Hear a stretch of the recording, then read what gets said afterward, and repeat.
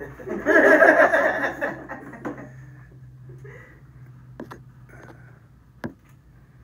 ready? And you're live.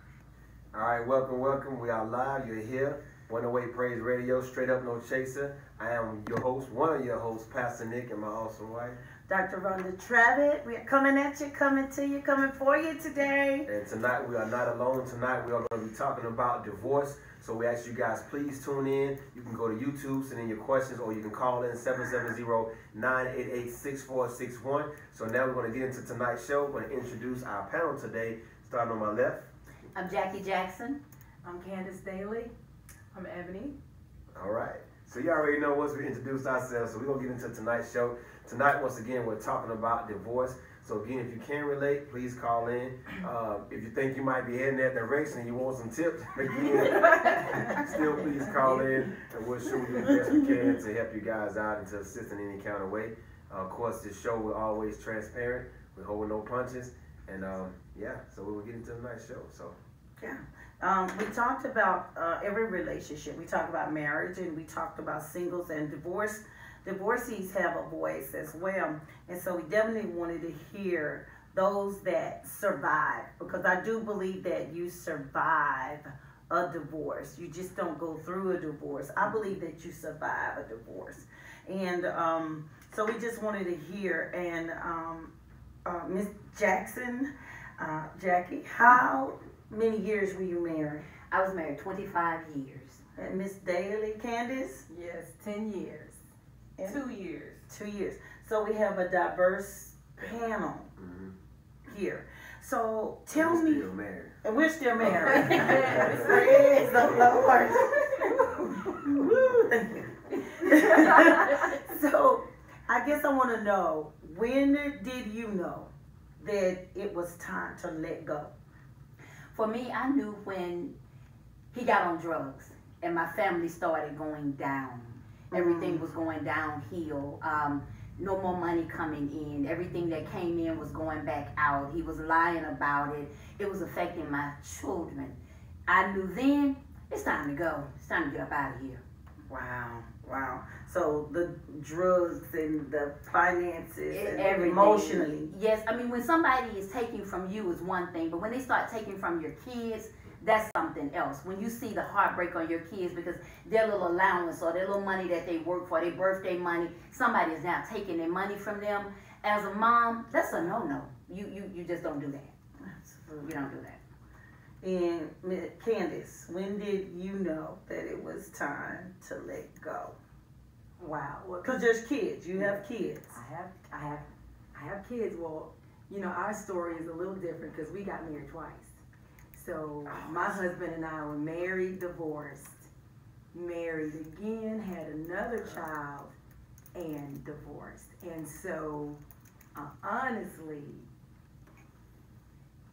I knew it was time to let go, like almost the first week. No, it's so, you don't want to say it, but it was bad from the beginning. And so it was a series of a lot of self-talk, stay, you know, God hates divorce, that scripture. Everybody's happy for us. I wasn't old when I got married, but I was older than I thought I would be. I was 27, almost 28. So to me, I was, you know, getting on up there, and I'm like, well, so ultimately, when the communication just was non-existent. And so it was so dysfunctional. We didn't fuss and fight. We just didn't have anything in common. There was no emotional anything. And so it was like, why, you know, why stay? No communication. No. So when you say no communication, what does that look like in a house? Because usually it's a lot of screaming, fussing, fighting, throwing, you know, so it was none of that. It was none of that. It was my ex-husband and I took a trip from North Carolina to Florida in a car.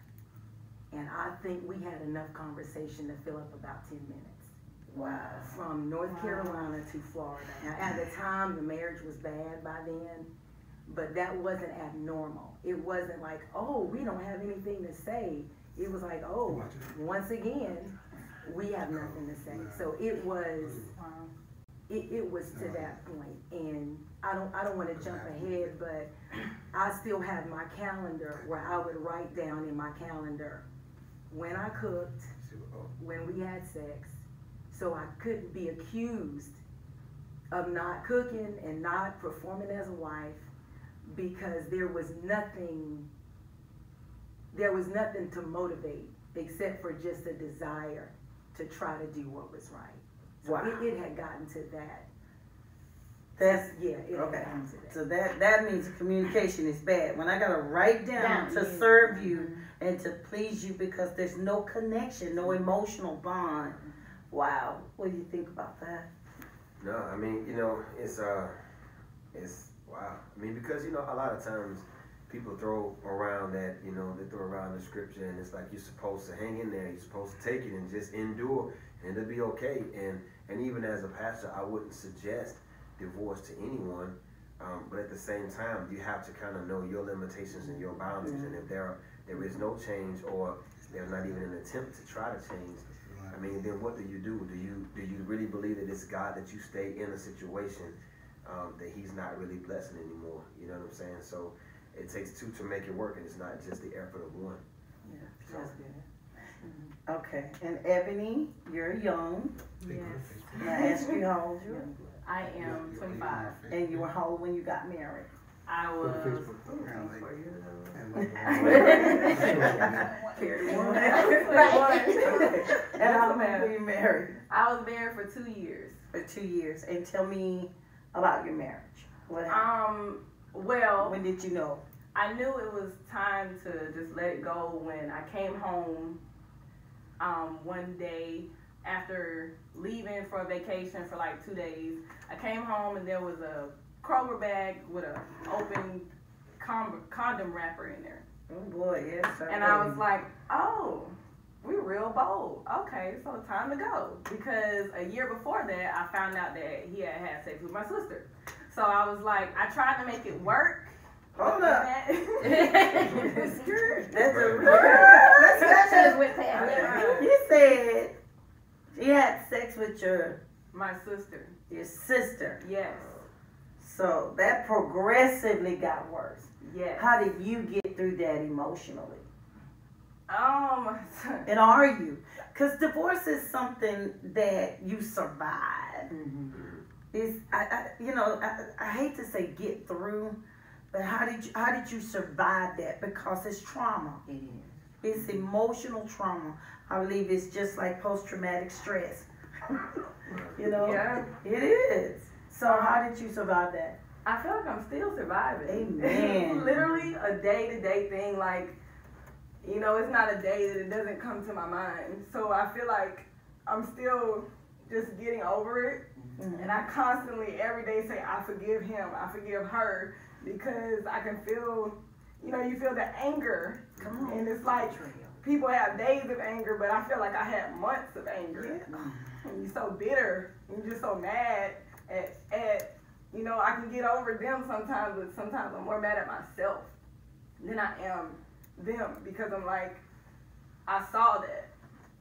I saw it, but I was in denial. It's like I put my hands up and just was peeking through my fingers.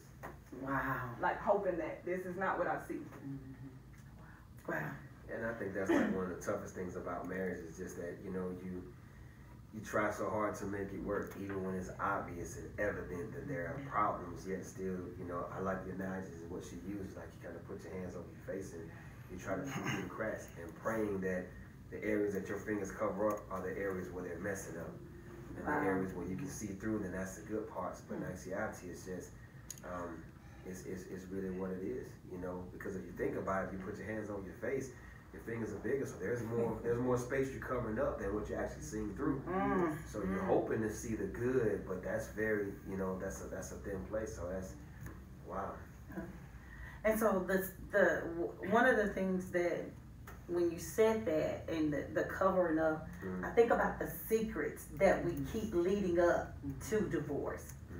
You know, because everybody can think the marriage is good and we can put on that face and go out. But what about all of those secrets that we keep? How did you deal with the secrets? Looking back over that, didn't you think that was the biggest masquerade? Because we were both married before. Right. So the biggest masquerade of my life was leading up to and coming to that place because I didn't want anybody to know. Because you're hiding, because you feel bad. It's like you didn't do anything, but you feel like you did. You feel like you have to protect yourself. You have to protect him. You have to protect the kids. You got to protect everybody involved. And so you live a lie. You basically live a lie out in the open. When people say, well, how are you? Oh, I'm fine. Because you don't want anybody to know there's no food in the house. You know, we don't have any lights because he took the bill money. And, you know, you don't want any. First of all, you don't want people to think you're stupid because you're staying. And that's one thing. Because you say, why are you staying? Why are you letting him do this to you? And it's not that easy. It's just, you just don't get up and just walk away. It's not that easy. You know? And we're all women, and I'll let you speak from male perspective. What is it about that woman that wants to protect even what's killing her? What is devastating her emotionally? What was it about that relationship that you wanted to, you know, even save face on? Wow. Well, how I dealt with it, I went to counseling. I went to therapy because I couldn't tell anybody. Because we were in active ministry. So, you know, every Sunday, I'm in ministry. My ex-husband was a founding member of a church. So that's a good point. So we were both saved. We saved. We're working in ministry. Okay. Faithful. And so for saving face, I even felt like I couldn't tell my pastors because in my bad mind, in my sick mind, I felt like if I really told how bad it was a betrayal to my husband at the time. You know, my mind, I'm thinking I don't have a right to expose him, so I couldn't tell them. All of our friends were mutual friends, so I can't tell my friends because you're his friend.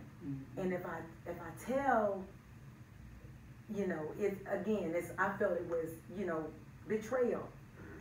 My mother was my best friend. I couldn't tell my mom. Wow. Because if she knew I was miserable, she would be upset because she can't fix it.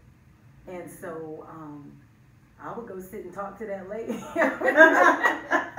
I go talk to that woman. You know, I look forward to therapy, which was amazing because That's messed up. you know, I grew up thinking that you're not supposed to go to no counselor. You know, we don't go see no head person. You know, that's really, you know, for white people. Really, you know, or if you save, you just, you know, call on the Lord. But I was suffering, and you know, suffering in silence. Suffering in silence, and with my situation, by the time I was doing all that, I was already pregnant. So I'm sitting in counseling, getting bigger every week. You know, Miserable. You know, miserable. So wow. So you want to protect even that. You know, you. I'm pregnant. Yeah. So I need to be. I can't divorce, can't leave now that I'm pregnant. So that's all the more reason. Yeah. You gotta stay. Wow. Tell us about the secrets. How did you keep secrets, you know, covering up for him? I did. And I think for me, the most part about it was the shame of my parents. Like, going back to them, like, this is what I've been dealing with. Because I took up for him so much. Yes, Lord. They couldn't say nothing about him. I don't care if he did say something or crazy in front of them with me. Like, you can't say nothing about him. So it was like going back, the shame the thoughts of like they gonna think I'm stupid or you know, like that was my main thing. Wow. Wow. So we don't tell. Yeah. We don't tell. Woo. So I'm gonna come back to Miss Candace because you were in an interracial marriage. Yes, I had that fever.